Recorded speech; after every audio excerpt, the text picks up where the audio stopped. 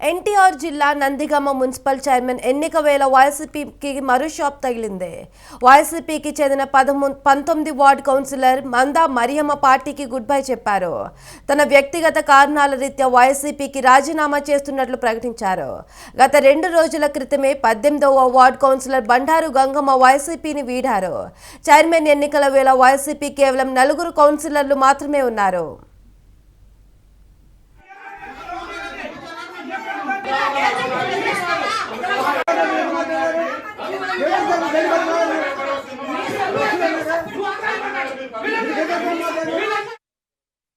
Nandigama 19వ ward కౌన్సిలర్గా నేను మందా మరియమ్మ పోటీ చేసిన కౌన్సిలర్కి గెలిచిన. అయితే నా వ్యక్తిగత కారణాల వల్ల నేను వైఎస్ఆర్సీపీకి రాజీనామా చేస్తానని నిర్ణయించుకున్నాను.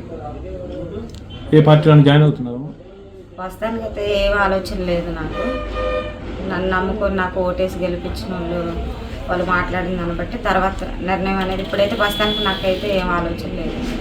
నందిగామ 19వ వార్డు కౌన్సిలర్గా